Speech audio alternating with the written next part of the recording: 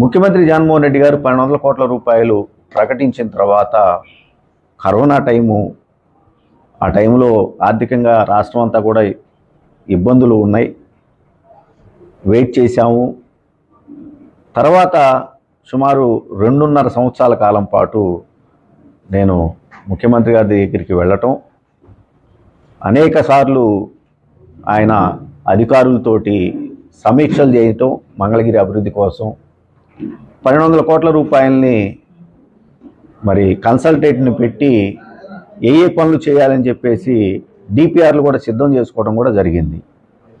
1200 కోట్ల రూపాయలు ఇవ్వలేములే, ఇబ్బందులుగా ఉన్నాయని చెప్పేసి దాన్ని 500 కోట్ల రూపాయలకి కుదించటం, 500 కోట్ల రూపాయలు మళ్ళా తిరిగి 350 కోట్ల రూపాయలు కుదించటం, మళ్ళా తిరిగి 350 కోట్లని 125 కోట్ల రూపాయలకు కేటాయించడం జరిగింది. అంటే చివరికి 1200 కోట్ల రూపాయల నుంచి 125 కోట్ల రూపాయలకి ఫైనల్ చేస్తూ మంగళగిరి నియోజకవర్గానికి అభివృద్ధి పనుల నిమిత్తం జీవో ఇచ్చి, ముఖ్యమంత్రి అయితే ఏమన్నా గొప్ప ఏందంటే, తప్పు చేసిన వాళ్ళు మహామహులే న్యాయస్థానం మెట్లెక్కి శిక్ష అనుభవించారు ప్రజాస్వామ్యంలో.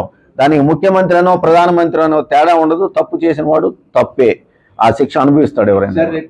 జగన్ ప్రభుత్వం చేసే అవకాశం ఉంది. ఆ రోజు చూస్తామండి పరిస్థితులు. ఎవరైనా దొరికితే మాత్రం అదే అంటుంది, ఎవరైనా తప్పు తప్పే. నేను చేసిన ఇది ఎక్కడైనా తప్పు ఉంటే తీయండి, ఇదిగో నేను తప్పు చేశానని నిరూపించండి, నేను దానికి బద్దుడినై ఉంటాను. మీరు చేసిన తప్పే, నేను చేసిన తప్పే, ఎవరు చేసిన తప్పు తప్పేనండి. ఎందుకు ఎన్నుకుంటున్నారు ప్రజలు ప్రజాప్రతినిధుల్ని? మమ్మల్ని పరిపాలించండి, చట్టబద్ధంగా చేయండి అని చెప్పేసి పరిపాలన చేయమన్నప్పుడు ఈ దోపిడీలు ఏందండి ఎందుకు వస్తాయి? అలా చేస్తే అందుకే కదా, అలా చేయకూడదని వాటిని కట్టడి చేయడానికే కదా న్యాయస్థానాలు చట్టాలు ఉన్నాయి. చూద్దామండి, ఎందుకంటే నేను ఇంకా ఏ పార్టీలో చేరలేదు అఫీషియల్ గా. నేను చేరాలి అని అంటే షర్మిలమ్మ గారితో నా రాజకీయ భవిష్యత్తు ముడిపడి ఉంది. షర్మిలమ్మ గారు తీసుకునేటువంటి నిర్ణయానికి అనుగుణంగా నేను నిర్ణయాలు తీసుకుంటాను కాబట్టి, ఆ రోజున ఆ పార్టీ తీసుకునే నిర్ణయాలకి అనుగుణంగా నేను పనిచేయాల్సి వస్తుంది కాబట్టి ఖచ్చితంగా నేను ఆ రోజున ఏ నిర్ణయం తీసుకుంటానో ఆ నిర్ణయానికే పనిచేస్తాను.